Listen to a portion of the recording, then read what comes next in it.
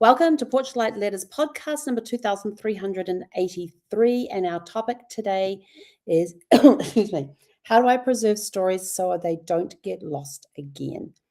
Now, you've probably noticed I've got a change in background. That's because I'm sitting in my living room I've moved my dining table because it's getting ready for the movers to come in with everything.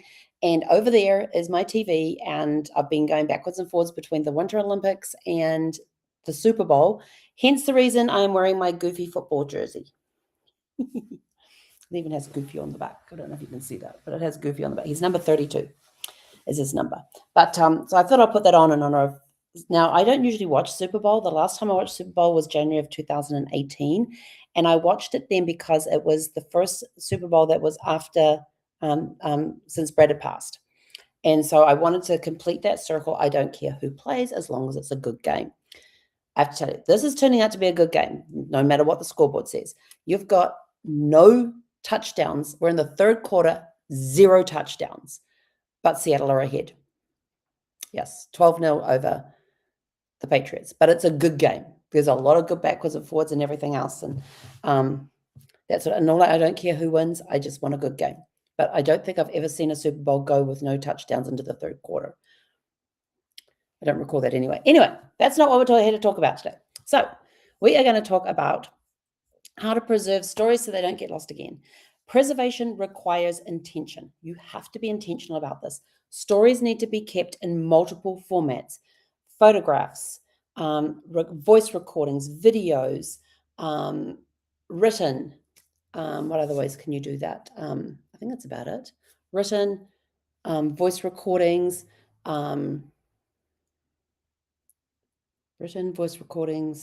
videos, whatever media you can keep them in. Find the different formats and then share the stories to keep them alive. Sharing keeps stories alive. If you don't share them if you just keep the stories and don't share them, what's going to happen to them? Keep the stories alive by sharing them. Backup protects against loss. If you've got documents, actual original documents, original copies of documents, get them scanned so you have them digitally, you have them physically, and then you can also do something with the original. If you don't want to keep the original documents in the family or nobody wants them after they've been scanned, then there are organizations that you can go to, like Family Search in Utah. They have the family library there. They will take documents and stuff and scan them and preserve them. Is either the New England or the Boston Family Historic, I think it's New England Family Historical Society. You can send stuff there and they will preserve them. Check out with your local county archives, your local family history areas, and find out where you can send the documents so they get cataloged and preserved, so that they are available for future generations. Why is this important? This is important especially on this one with the backups and getting them preserved and everything else, is because you may have the only copy in the world on a particular document. Like we've got documents that came from Lithuania and the Ukraine and Russia for my husband's family.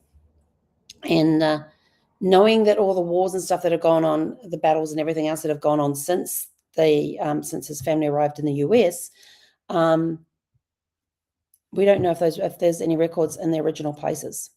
The copy that we have may be the only copy. So we want to keep that preserved in some way. So using family history societies, asking the state archives, the county archives, where can you send these where they will get preserved and recorded, cataloged for future generations. They will have all those sorts of resources available for you too. Revisiting stories keeps them relevant. Keep going back to those stories. It could be that there was a piece of information you couldn't find before. Go, let it sit for a little while, then go back and have a look, because new records are constantly coming online. There is only, out of all the records in the world that you can research for genealogy, there is only about, maybe even less than 5% online. And there are millions and millions of records online, and they represent about 5% or less of all records available. So keep coming back, because new records are coming online all the time. Keep going. I quite often, if I've, even after I've stopped working on somebody's family tree, I will quite often go back and check on different things to see if there's any updates or anything else, and then I can pass that information on to my client.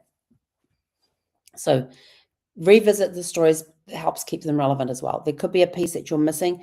Like there's one client, there is one piece of information that we need that we are 99%, 95% sure we've found her dad's mother, but we need one piece because everything else is pointed towards that the information we've been able to find, but there's just one piece. If we can find that, it will like lock it in.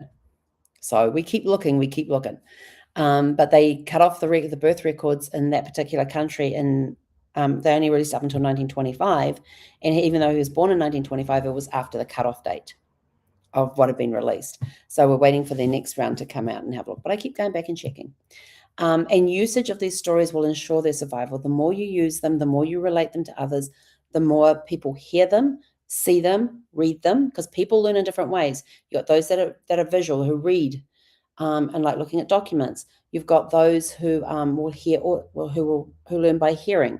And then you've got those who, like me, you want the piece of paper in your hand so you can see it and you can look at it. So you're kinesthetic ones. So by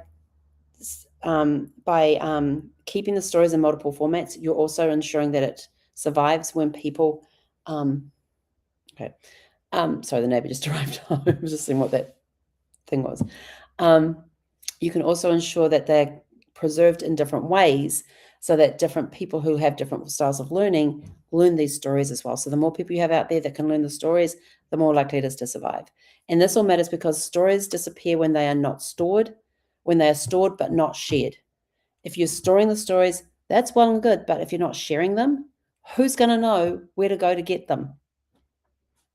Yeah. When the stories disappear, if you've got them stored, that's all, I've got this all stored up there. But if you're not sharing them, when you die, who now has access to all of that stuff that you've got stored? That's something you got to think about. One thing I'm having to think about with my ancestry trees. Like I've got a place on Ancestry has a place on your trees, and so does the other different sites as well, where you can specify who inherits the tree. So think about those sorts of things too. Your practical takeaway for today is integrate stories into family life.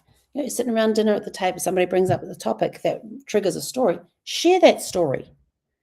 And if you start sharing the story, especially with kids when they're younger, they come back and say, hey, like my grandsons come back to me and, Grandma, can you tell us the story about blah, blah, blah, blah?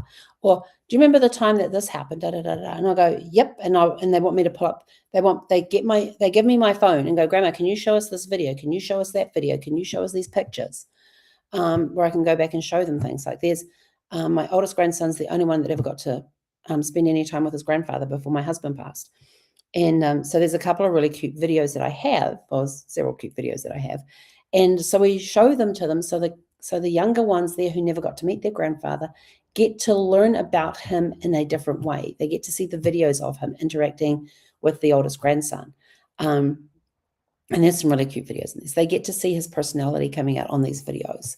So it's very important to share with the younger generations, even if it's people who they don't know who they are, but you explain who that person is.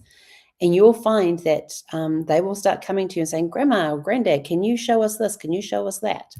Can you show us this video? Where are those photos? Like at my grandparents' place, they had these photo albums sitting underneath the record player, on the shelf under the record player. And I remember going over and like pulling up the corner of them to see the one that had the pictures in that I liked the stories for. And then I'll pull that photo album out and I'll go to my grandfather or my grandmother and say, can you tell me stories, and hand them the photo albums. So when you do that, it encourages the younger generation to learn more. So if you want help preserving your family history, send us a private message and we will set up a 30-minute free, no obligation discovery call with you so we can get you on the right path to helping you preserve your family history. And in closing today, stories survive when they are used. And with that, I am out of here. Go out, have a super fantastic, sparkling evening, and we'll catch you guys back here tomorrow evening at 6 p.m.